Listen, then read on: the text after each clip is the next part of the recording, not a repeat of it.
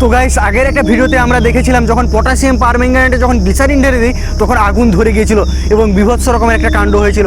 তো আজকেও সেম জিনিস আমরা ট্রাই করবো। এই যে কাঁচের বোতলটা দেখছো, এটার ভিতরে প্রথমে পটাশিয়াম পারম্যাঙ্গানেট ভরে দেবো, তারপর কিছুটা পরিমাণ গ্লিসারিন ঢেলে দেবো এবং পরে এই ছিপিটা আঁটিয়ে দেবো এবং দেখবো এটা ফাটাতে পারে কিনা এই কাঁচের বোতলটাকে, কি ঘটে তা তোমরা এই ভিডিওতে দেখতে পাবে। তো চলো বেশি কথা না বলে আজকের আমাদের ভিডিও শুরু করা যাক। তো প্রথমে এই কাঁচের বোতলটায় কিছু পরিমাণ পটাশিয়াম পারম্যাঙ্গানেট ঢেলে নেব।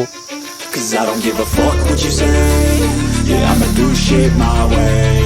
So you can go তো এটাতে তো পটাশিয়াম পারম্যাঙ্গানেট ভরে নিয়েছি, এবার শুধু এটা গ্লিসারিন দেওয়ার পালা। তো চলো। ভিডিওটি শুধুমাত্র তোমাদের মনোরঞ্জনের জন্য, তাই ভিডিওতে দেখানো কোনো কিছু বাড়তি করার চেষ্টা করবে না, আমরা এইসব পুরো সতর্কতার সাথে করে থাকি। তো গাইস এই যে গ্লিসারিন, এবার এটাকে ঢেলে দেই চলো।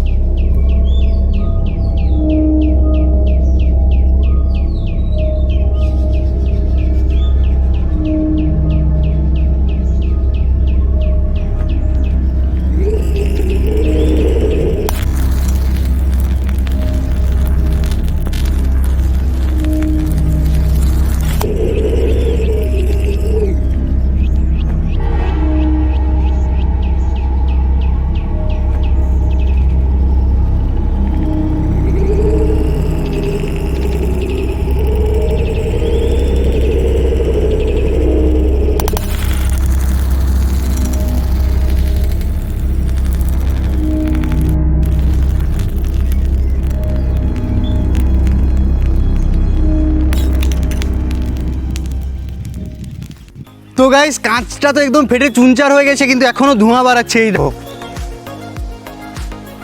কাঁচের বোতলটা জাস্ট অবস্থাটা দেখো, হাত দিতে পারবো নাকি জানি না, গরম আছে হয়তো।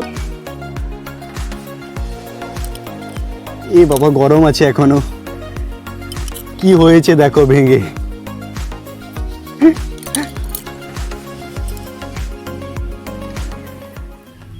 তো গাইস গ্লিসারিন ঢেলে দেওয়ার সঙ্গে সঙ্গে কিন্তু আগুন ধরে যায় এবং এতটাই হিট উৎপন্ন হয় যে কাঁচের বোতলটা সঙ্গে সঙ্গে একদম ফেটে চুনচার হয়ে যায়। তো তোমাদেরকে একটাই কথা বলা, তোমরা এমনটা কিছু বাড়িতে করার চেষ্টা ভুলেও করবে না। তোমাদেরকে আমরা করে দেখালাম যে এরকমটা করলে এরকম হয়, তোমরা বাড়িতে এটা করবে না এবং করার কথা চিন্তাধারা মাথাও আনবে না। তো চলো, এই ছিল আজকের আমাদের ভিডিওটা যদি ভালো লেগে থাকে একটা লাইক দিয়ে দাও এবং চ্যানেলটাকে সাবস্ক্রাইব করে নাও। তো চলো দেখা হচ্ছে পরের ভিডিওতে।